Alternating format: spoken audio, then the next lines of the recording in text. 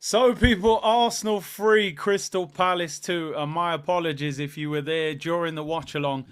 My watch along just cut out and I couldn't get it back on. I was in the comments.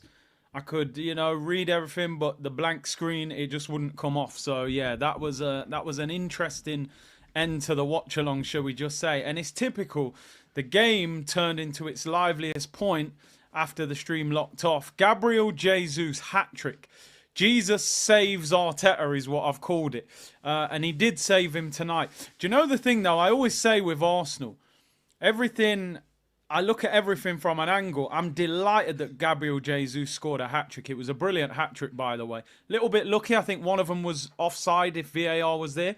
But so what? The first goal in particular, unbelievable finish.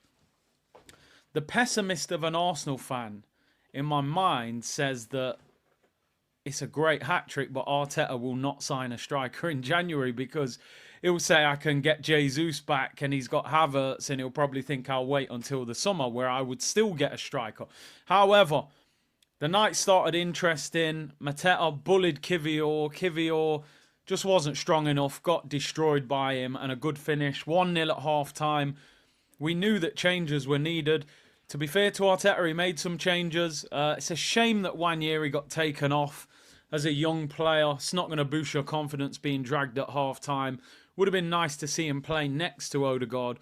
But Odegaard came on. Wanyeri was struggling in the first half, I'll be honest. But our midfield in general was disjointed. Jorginho, Marino, it wasn't ideal. Partey got taken off at right back. That wasn't working against Palace. He brought on Saliba, pushed Timber to fullback.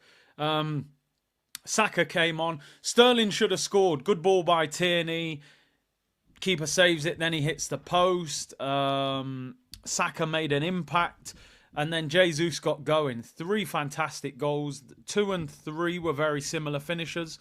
A cross goal into the far corner. He did the, celebration because I think his wife is expecting another child. The first goal was pure class. Touches it away from Chalobah and just dinks it over Henderson into the back of the net. Brilliant hat-trick. I think that's his first ever hat-trick for Arsenal. Moving into the weekend now, Jesus has to start on Saturday. The question is, can Jesus continue with that kind of form? We've seen other players like Eddie Nketiah do well for Arsenal in the Carabao Cup before. You need to transfer that form into the Premier League. It was so typical that Eddie Nketiah scored. What a goal, by the way. Header from, 14 yards out. Gets in between Saliba and Kivior. Beats Raya. Does a little celebration. I'm not that bothered. Some people online are going crazy. Eddie celebrated. I don't really care. You scored a goal, celebrate. You're not like an Arsenal legend. And he doesn't score very often, let's be honest. It's only his second goal of the season. Both of them have come in the Carabao Cup. As I said, another Carabao Cup Donny. It was a roller coaster of emotion, that game, wasn't it? The first half, I'm sitting there fuming. Stream cuts out about 5 minutes into the second half, and then all the enjoyable bits came into the game. It was a very entertaining second half, that is for sure. It felt very chaotic. Trossard played a few good passes, Odegaard as well. Saka came on, influenced the game. I think at the weekend now, you're probably looking at Trossard, Jesus and Saka as the front three. I thought Trossard had a fairly good game tonight, to be honest. Jesus hat-trick, you've got to start him. Saka, of course, will start. And listen, it's cup competition football. At half-time, we're thinking Arteta's job is on the line. He's on his way out. By the end of it, everything looks a little bit rosier in the garden. You're in the semi-final of the Carabao Cup. It'll be interesting how Arsenal get in the draw. Obviously, Liverpool have won, Newcastle have won, and Manchester United play against Tottenham tomorrow. So you're looking at a big game. Whoever you get is going to be a lot more difficult than tonight. Just a few things to look at. If we look at constructive criticism, Kivior, I think you've got to move him on in January. Not good enough for the Premier League. He's done well in Italy. If a club like Napoli are in for him, I think that's a brilliant move for him. I don't think it's going to happen for him at Arsenal. I don't think he is sufficient backup for Gabriel. You need somebody who's competent in the league who can deal with the physical nature of it, and Kivior seems to struggle. Jorginho, Marino still... He did some okay things on the ball, but you need more from him, really. Maybe he needs time to settle, but at the moment, I'm not fully convinced by him. Him and Jorginho as a double pivot was always going to worry everybody. Partey at right back. You might get away with that against certain teams, but when teams are a bit more active, they had Eze on that side, Mitchell.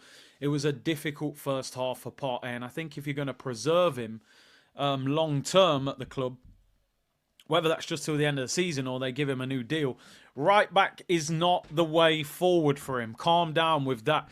Just as I've gone live, people. Well, not live actually, it's pre-recorded, but you know what I mean. David Ornstein has dropped a bomb. Kieran Tierney played tonight, and I thought he did reasonably well.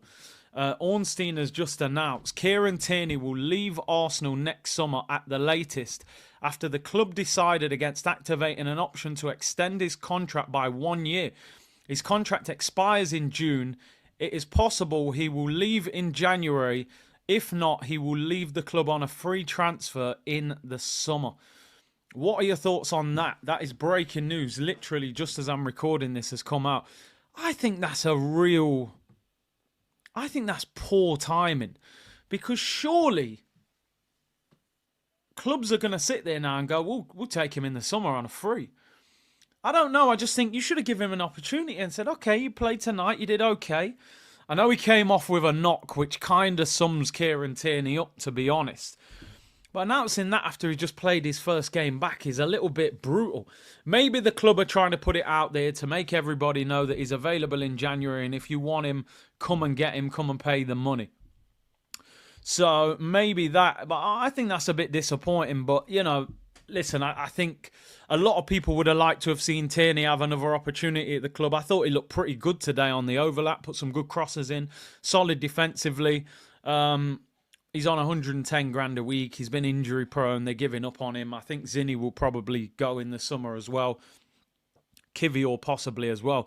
As I've said many times, it's interesting. We might actually need another left back in the summer, because if Zinni goes, Tierney goes, Kivior goes, Calafiori's injury prone, who plays at left back? We might actually have to buy another left back.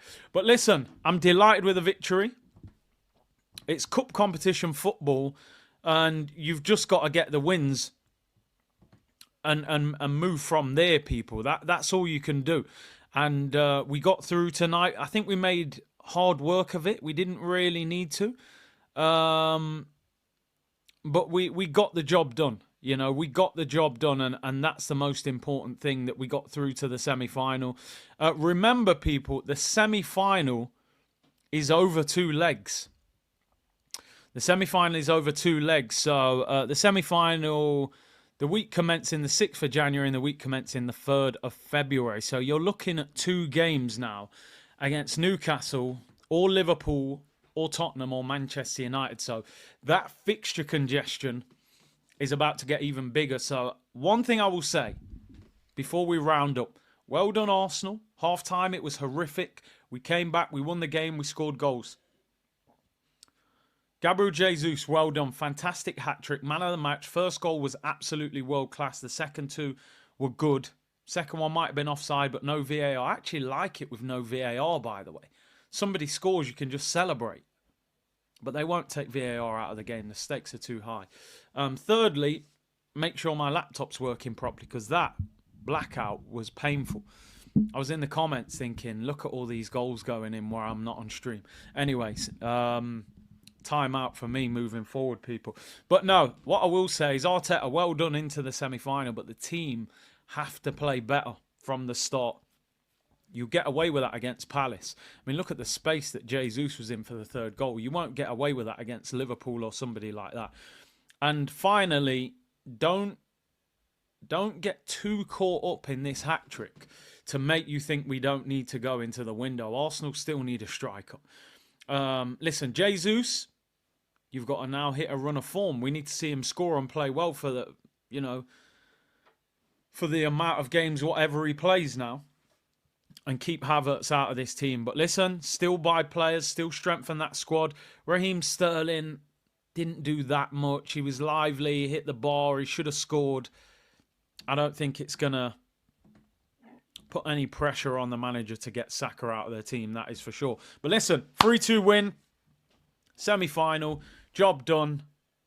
Laptop, you're a disgrace. People, I just want to say, by the way, big up to everybody that stayed in the comments till the end of that game, despite the screen being blank. You lot are the true MVPs of today, people. So really appreciate that. Big up to everyone, and we'll be back tomorrow reviewing the game, and hopefully the laptop will fight its way through the game. Big up, people. We're in the semi-final, and I'm planning on doing a watch-along tomorrow, but I need to make sure this laptop's working. And then the draw is after the Man United-Tottenham game. So we'll see who we get. Who would you rather play in the semi-final? Newcastle, Tottenham, or Man United? Over 2 legs, remember. Big up to everyone locked in. Like the video and subscribe. I'll see you all tomorrow, people. Bless.